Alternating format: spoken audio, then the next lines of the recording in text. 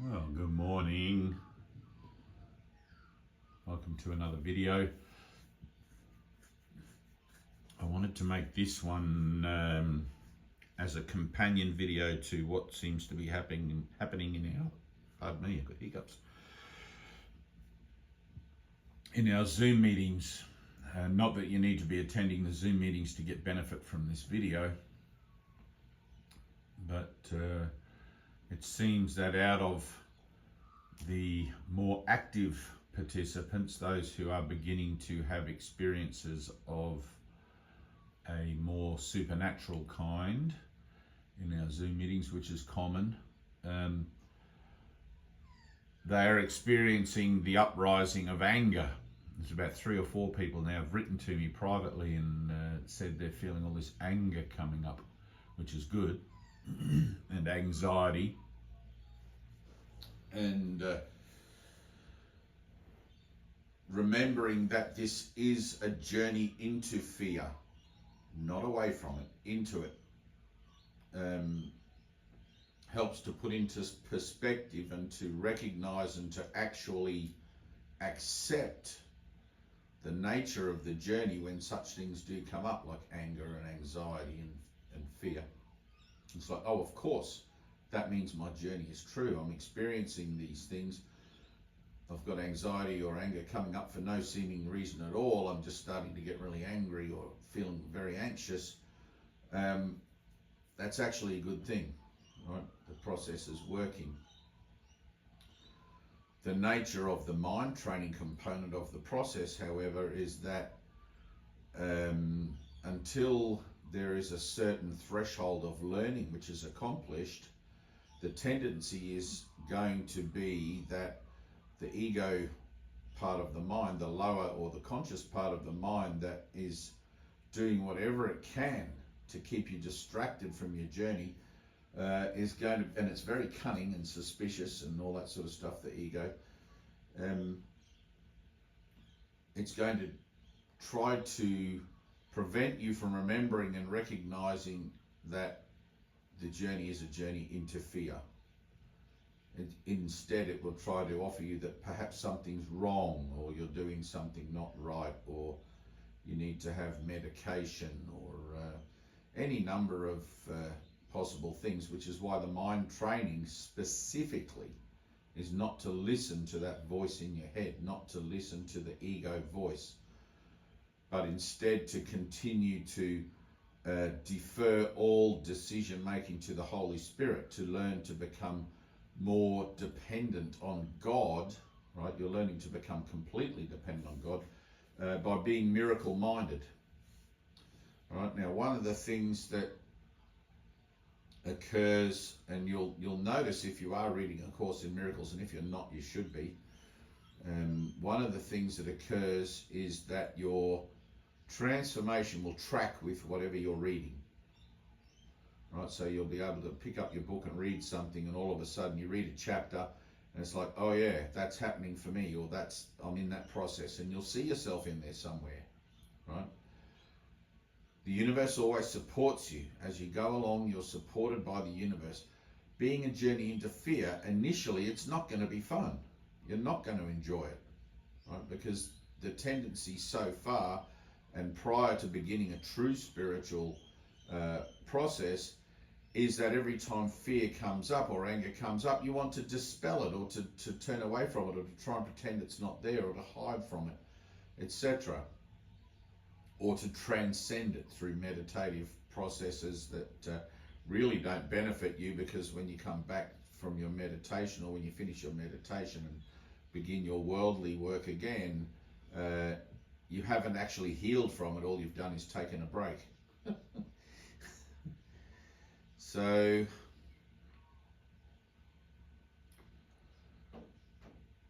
when these things come up, it's helpful to remember that all anxiety is existential.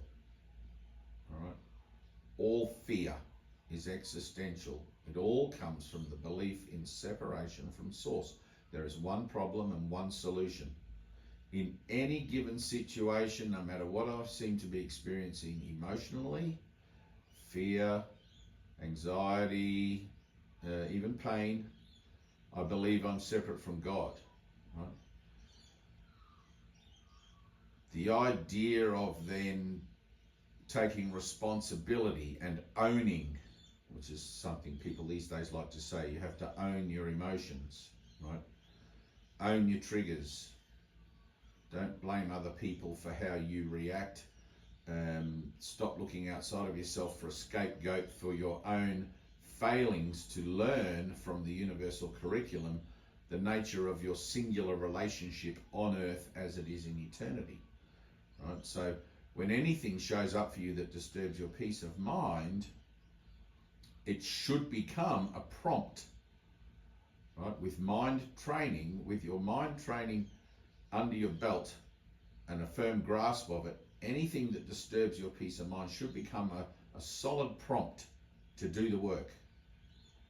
All right? To enter into a moment of surrender, to enter into a moment of drawing your circle in the sand. Okay? Mentally speaking, drawing a circle in the sand, and wherever you are, whether it be in the shopping center or at home or whatever, in the midst of all that emotionality that you seem to feel coming up, anger or whatever it is, you draw a mental circle and you refuse to step out of it. You sit in that circle or you stand in that circle, and it's a healing circle.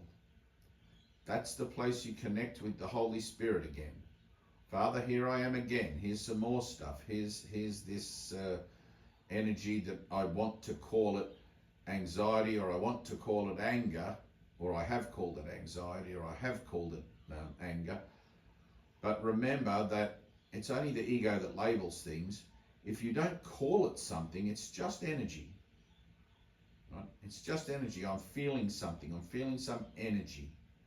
I'm feeling some sense of something. Right?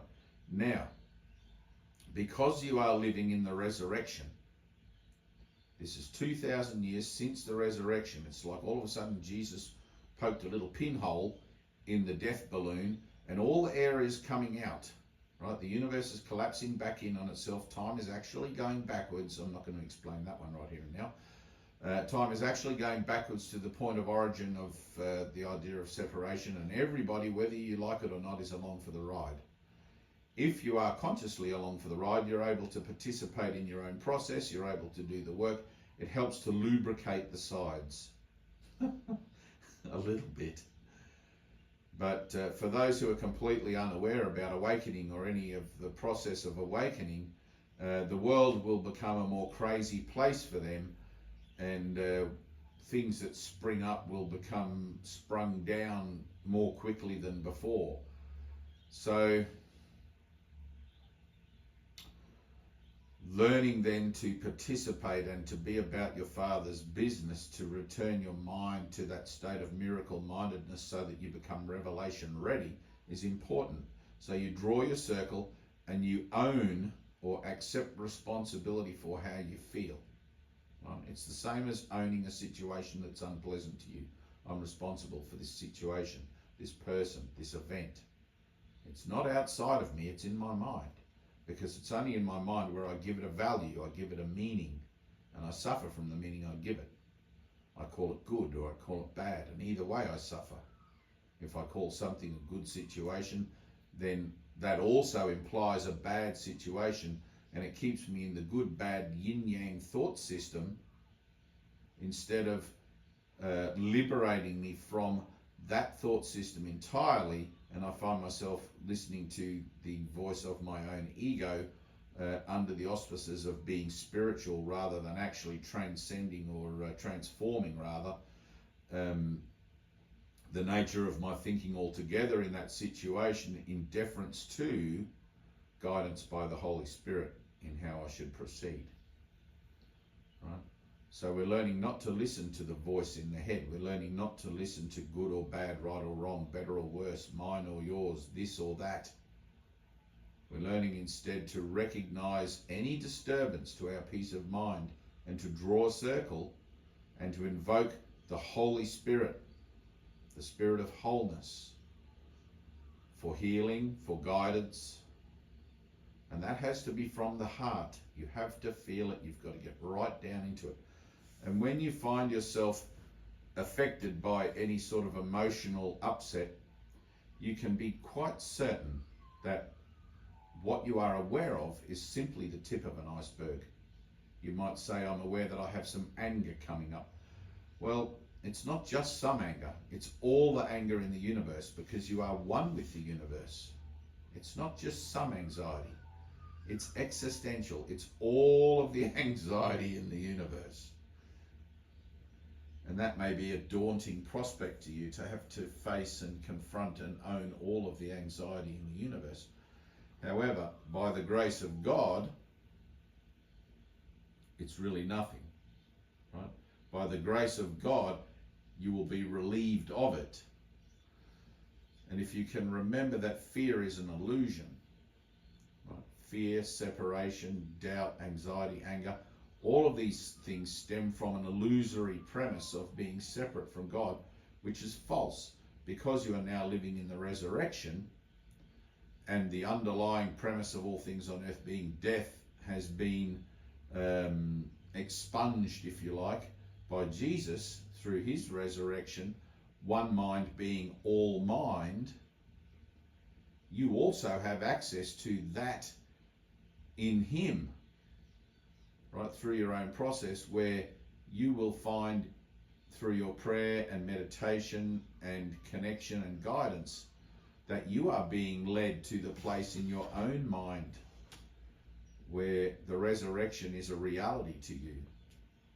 It may not look like anything particularly specific. It would look generally on a day-to-day basis just like the normal comings and goings of a day. However, you will have these holy instants, you will have phenomena, you will have experiences of light, of communication, you will have all sorts of things goes on that run according to your own process and keep pace with you as you go. As I was talking before about when you open the book and read it, you'll find yourself, your predicament or your situation in the book as you go, and be like, oh my God, that's me. And you'll learn to be more grateful, right? So at first it's horrible. At first, transforming your mind is a very obvious confrontation with your own denial and how much of a horrible person you are, or how much of a petty person you are, or how jealous you are, or how controlling you are, and all these things that nobody really wants to look at. But after a while, once you begin to accept that the process is one of healing from those false perspectives of self, you'll actually begin to enjoy those confrontations. You'll begin to enjoy finding more of those triggers, more of those false premises of identity, because you will be coming to a greater and greater acceptance of the fact of the matter is of being that you're actually in a process of healing, and you'll enjoy the healing. So on this side of the confrontation, you probably won't enjoy it. It's going to have all the hallmarks of fear, which you've given it. But you will become more accustomed to the idea that on the other side, there is release. Right? Which is why it's important to draw your circle, important to be still and to know that I am God. Right? That stillness, as I mentioned in a very recent video, allowing for the coming up or the rising of those anxiety or anger, allowing for that to come up. And it may not come up in the circle, it may come up whilst you're doing your shopping, it may come up spontaneously. Just try to recognize it, and if you have the courage to do the process wherever you are. You know, transformation is not always convenient. It's always perfect though. There's always some other aspect or facet of things that you're completely unaware of that has to happen in a certain way. So allowing then to be still for as long as you can in that circle until you feel it's done. In the beginning, you may want to run out of the circle. Let me out of here. I can't do this. I can't face this anger or this anxiety. But little by little, with more faith, more study, more sense of purpose, you'll be able to sit for longer periods in your circle and undergo the exposure of a greater depth of denial, a greater depth of where that anger is in you, by the grace of God, under the tutelage or guidance of the Holy Spirit. And so you sit there and you just allow yourself to feel, allow yourself to go into it, and allow yourself to be completely consumed by your feeling, because the mind is the state, not the emotion. The emotion is the result of your state of mind. So you're allowing yourself to sit in your state of mind, which is being true to yourself in that moment. It's not trying to adjust. It's not trying to get out of things with a concept or defend yourself with a concept. It's like, no, I feel anxiety. I am anxiety. Right? Mind is the state. The process then will be that you'll allow yourself to go as deep as you can. And when you get to as deep as you can, which may only be, if you, let's imagine it on a time scale for a second, it's not necessarily on a time scale, it's more an energetic scale.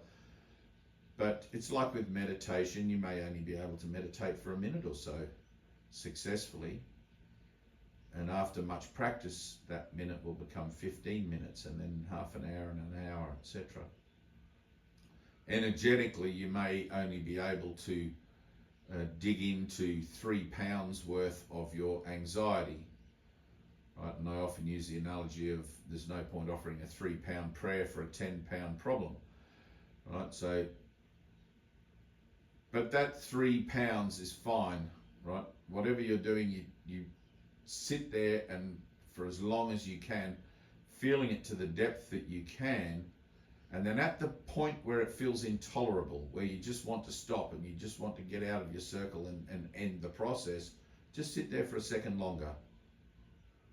It's always in the 11th hour that the miracle comes. It's always when you give up, or you're about to give up. And it's like, I can't do this, Father, right? The whole idea that you can't do this is what you're looking for. I can't do this, right? That's an automatic gate opener for the Holy Spirit to do what you can't do. And I hope you can hear that. It's like any leap of faith up until the moment of finality, where it's either going to be a miracle or you're going to die, or it's going to be a miracle or it's not going to happen what you want to happen, etc. Every option, every adjustment, every wriggle room is going to be used by ego to try and distract you and keep you out of that place of surrender, out of that place of I give up, I can't do this. It's always at the 11th hour.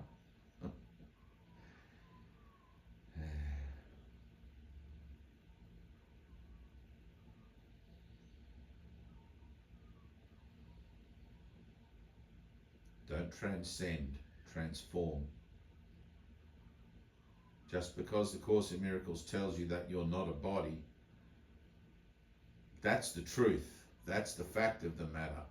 But that doesn't mean you actually believe you're not a body. You have all this stuff buried in the past that witnesses to you being a body. You've got this whole thought system that's sort of structured around the idea of being a body. You can't just bypass the work.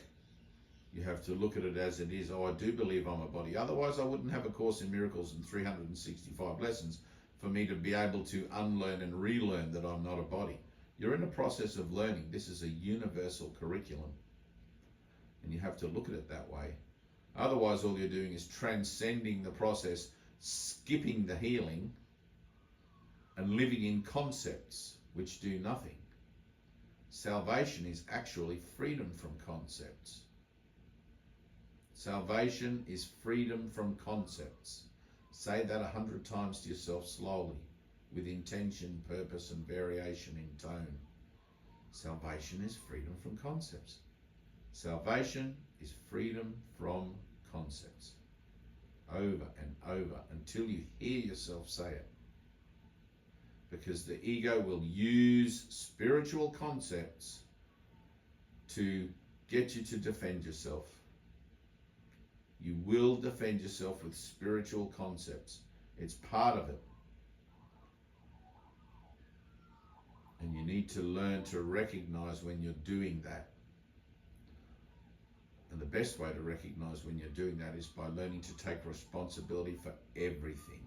There's not someone else who's ever responsible for any way that you're feeling or anything you're going through. It's always you misperceiving a relationship or a situation and getting the results of that misperception. If everything is God, react to everything and respond to everything as if everything is God with love. Everything is either love or a call for love. Love or a call for love.